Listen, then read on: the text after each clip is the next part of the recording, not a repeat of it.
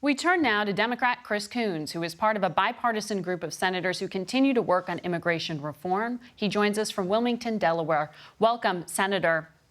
You just heard from Mr. Cuccinelli that the administration is going to try to change asylum or the ability to claim asylum because Congress isn't doing anything.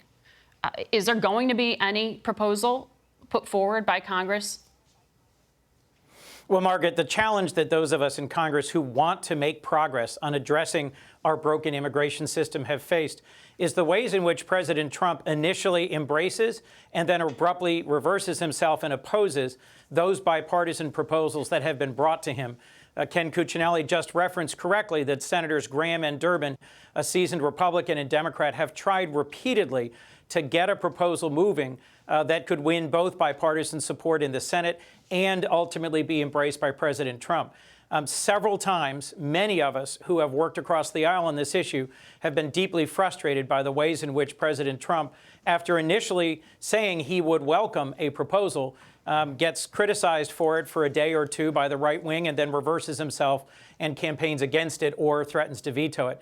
So frankly, I don't see how we're going to make progress unless President Trump is willing to take a fixed point and say, I will accept these changes. And frankly, Margaret, the ways in which Ken just referred to loopholes as things that are legal protections for children and their parents in detention, I think misreads the core issue. These aren't loopholes. These are core features of American law that protect children in American custody. So specifically on the things that Cuccinelli referenced, that was about being able to, the time, duration of which children and their family members can be held, and about trafficking. What part of that, since you've worked on trafficking, do you think was false? Well, my concern here is that we've got an administration that has intentionally used cruelty to children as a tool of immigration policy.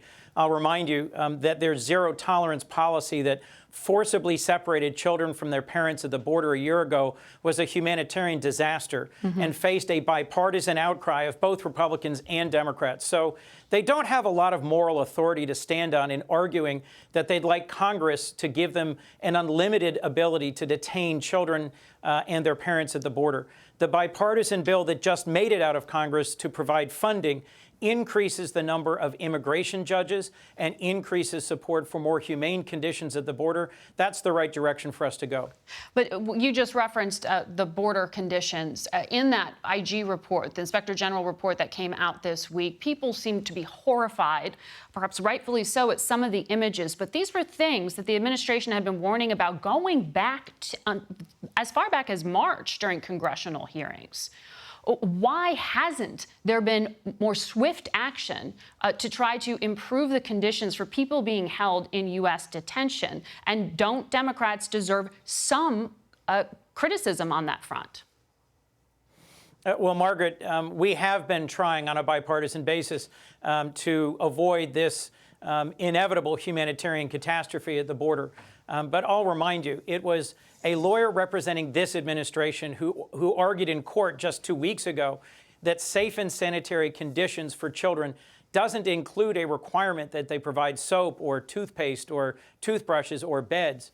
There are ways in which the administration has demonstrably failed in its moral responsibility to provide minimally reasonable care for children in their custody.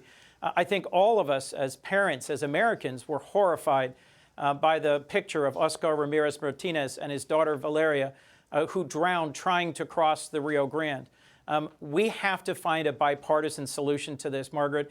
And as a Democrat, I have voted repeatedly for bills that would dramatically increase investment in border security and make humane changes to our immigration system. The president just needs to be clear about what he's willing to embrace, and it has to get a majority of his own party. His proposal last February was the only one that got 60 no votes, even in a Republican majority Senate. More to talk about in immigration, there always is, but I have to ask you about your friend who you are supporting, the former Vice President Joe Biden. After more than 3 weeks since he first made the comments, Biden apologized yesterday for his remark on past work with segregationists. Listen. Folks, now was I wrong a few weeks ago? to somehow give the impression to people that I was praising those men who I successfully opposed time and again? Well, yes, I was. I regret it. And I'm sorry for any of the pain or misconception they may have caused anybody. Why did it take nearly 3 weeks to say those words? Why weren't they said on the debate stage or in prior interviews? Well, Margaret, one of the challenges of the debate stage that we saw in Miami last week is that everybody's got 60 seconds to address very complex issues. I know Joe Biden, I know his heart, I know his record, and I think the American people do too. I'm sorry doesn't take very long. And they know. I'm sorry? Saying I'm sorry doesn't take 30 seconds.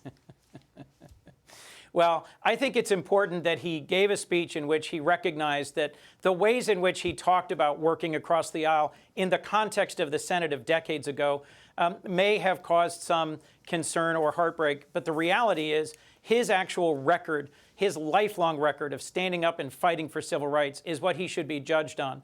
Senator, always good to speak with you.